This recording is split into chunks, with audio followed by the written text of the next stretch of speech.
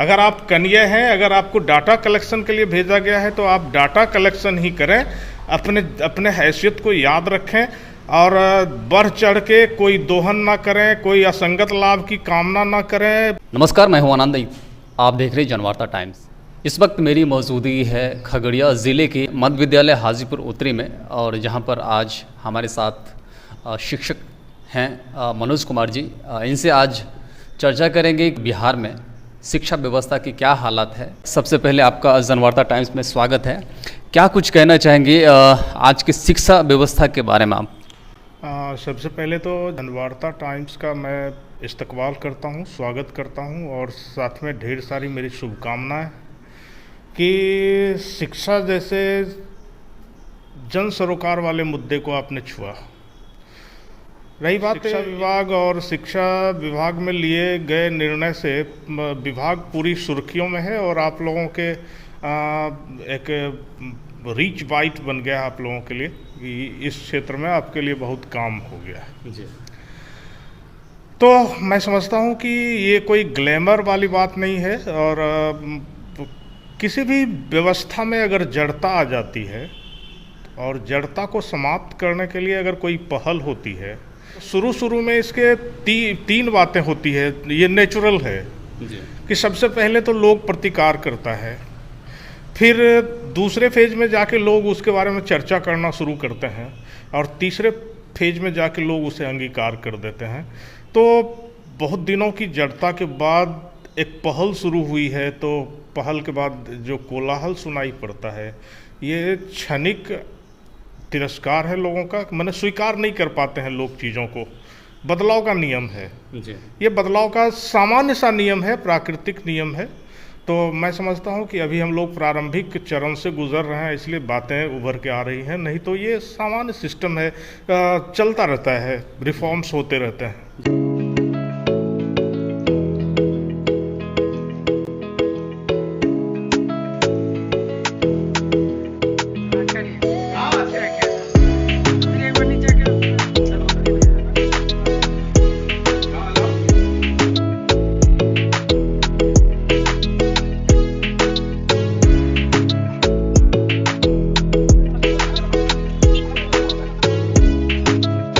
जहाँ तक बदलाव की बात है सर की, तो अध्यापक नियुक्ति नियमावली को लेकर आपकी क्या सोच है और आपकी क्या राय है? देखिए, ये कोई नया प्रयोग नहीं है बिहार सरकार का। मैं बताऊं आपको कि पहले भी 1994 में मैं जिस चीज़ से निकल के आ रहा हूं, मैं भी बीपीएससी दे के आया हूं, और 94 में पुनः 1999 में और 2000 में 3 बार इस संस्था द्वारा शिक्षक नियुक्त हुए यहाँ पे। ठीक है, तो ये कोई नई बात नहीं है। हाँ, बीच में जो है सिस्टम थोड़ा चेंज हो गया था, और चेंज हो गया था तो वो भी कोई अस्वाभाविक चीज़ नहीं था, क्योंकि प्राइमरी एजुकेशन जो है वो पंचायतों का विषय होता है, पंचायत के डिक्शनरी में होता है। तो थोड़ा लोगों में आक्रोश है व्यवस्था परिवर्तन के कारण। और मैं समझता हूँ कि मैं सरकार से बस इतना गुजारिश करूंगा कि आप ही के नियम के तहत आए हुए शिक्षक हैं, इनके साथ नाइंसाफ़ी ना हो, ये देखना आपका फर्ज है। तो बाकी चीज़ें वो मेरे विषय वस्तु में शामिल नहीं है, क्योंकि वो सरकार का विषय है। सरकार कैबिनेट में डिसीजन लेती है तो हमें स्वीकार करना चाहिए। तो बाकी डोमिसाइल पे जो चर्चा है, हम शिक्षकों को उस पर कुछ नहीं कहना है। तो क्योंकि आप जानते हैं कि भारत में एक गहरी नागरिकता है, एकल नागरिकता। हम कहीं भी जाके अध्ययन कर सकते हैं, कहीं भी जाके रोजगार कर सकते हैं, कहीं भी जाके नौकरी पा सकते हैं। अगर हर जगह डोमिसाइल होना शुरू हो जाए तो हम भारत पे कैसे समझेंगे कि हम भारत के नागरिक हैं, हमारी नागरिकता एकल है। इसलिए पूर्णतः डोमिसाइल तो हो नहीं सकता, क्योंकि बिहार भी भारत का हिस्सा है। तो मैं इस चीज़ से इत्तेफाक नहीं रखता, क्योंकि बिहार भारत का हिस्सा होने के नाते एकल नागरिकता रहने के कारण हमारे यहाँ के लोग झारखंड में नौकरी कर रहे हैं, हमारे यहाँ के लोग उड़ीसा में करते हैं, बंगाल में करते हैं, तमिलनाडु में करते हैं, जहाँ कहीं भी करते हैं।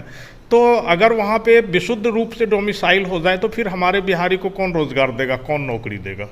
इसलिए ये सरकार का विषय वस्तु है, हम सरकार पे ही छोड़ते हैं, इस पे मेरा कोई कमेंट्स नहीं। ठीक है सर। सर, स्कूल में जो कंटिन्यू निरीक्षण चल रहा है और शिक्षक ने के नाते आपका क्या राय है उस पर? देखिए, निरीक्षण जैसे शिक्षण हमारा चर्या है, तो निरीक्षण निरीक्षी पदाधिकारियों का चर्या है। अगर वो अपना निरीक्षण कर रहे हैं तो अपना काम कर रहे हैं, इससे हमें क्या वास्ता। हम अपना काम करते रहेंगे तो कौन आएंगे निरीक्षण में, कौन जाएंगे, क्या वास्ता होता है। रही बात कि इसमें ईगो नहीं रखनी है। अगर डाटा कलेक्शन के लिए स्कूलों में डाटा एंट्री ऑपरेटर जा रहे हैं तो सो मच सो गुड, क्योंकि वो अपने हिसाब से डाटा कलेक्ट करके ले जाएंगे। हाँ, उनके लिए है कि वो अपने को निरीक्षी पदाधिकारी ना समझे। अगर वो डाटा एंट्री ऑपरेटर हैं तो अब डाटा कलेक्ट करके चलावें, बस वो धौंस नहीं जमावे। सुनने में ये आया है कि बहुत सारी जगहों से ये शिकायत मिली है कि लोग जाते हैं और इन लोगों को लगता है जैसे कि इनका प्रमोशन हो गया और ये इंस्पेक्टर हो गए, तो उस हिसाब से बिहेव करना शुरू कर दिया इन लोगों ने। तो मैं वैसे लोगों को ताकीद करना चाहूँगा कि आप अपनी हैसियत ना भूलें।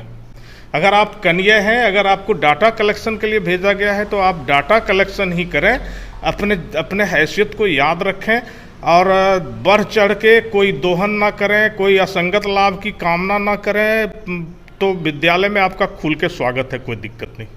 तो कहीं ना कहीं उनको भी अपना जो निरीक्षण के लिए जाते हैं उनको भी कहीं ना कहीं परिचय देने की ज़रूरत है कि हम इस चीज़ के लिए आए हैं। देखिए, ये तो करना चाहिए, क्योंकि हमको कहाँ पता, किनको क्या पता कौन है नहीं है। उनके लिए एक परिचय पत्र होना चाहिए।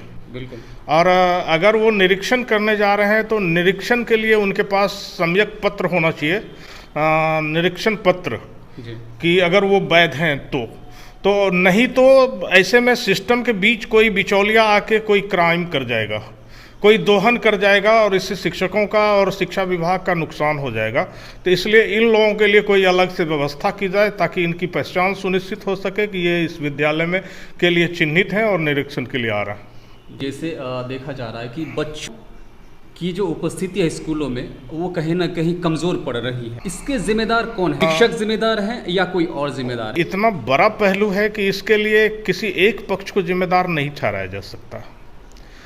विद्यालय चलाने के लिए विद्यालय प्रधान, विद्यालय के शिक्षक के साथ साथ विद्यालय में जो गठित शिक्षा समिति है, विद्यालय का जो बाल संसद है, विद्यालय का जो मीना मंच है, विद्यालय का जो आपदा प्रकोष्ठ है, विद्यालय में जो पदस्थापित शिक्षा सेवक हैं, सबके सब साथ में जो अभिभावक हैं जिनके साथ गोष्ठी होती रहती है, तो अभिभावक भी जिम्मेदार हैं। तो ये एक पक्षीय नहीं है बल्कि ये सामूहिक जिम्मेदारी है। और इसके लिए वो भी जिम्मेदार हैं जो यहाँ निरीक्षण करने आते हैं, तो उनकी भी जिम्मेदारी है कि अगर हम कहीं किसी बिंदु पर पिछड़ रहे हैं तो वो हमें सपोर्ट करें, अनुसमर्थन दें। तो सबसे पहले तो विद्यालय से हम अपेक्षा रखेंगे कि वो जो जिस बिंदु पर जहाँ भी अपने को कमज़ोर महसूस कर रहे हैं तो जो निरीक्षित टीम है उसके सामने खुलकर अपना प्रॉब्लम शेयर करें, ताकि उसको जिला से अगर अनुसमर्थन नहीं मिल पाएगा तो फिर सरकार में जो काबिज बड़े अधिकारी हैं हम लोग उनसे अपना प्रॉब्लम शेयर करेंगे।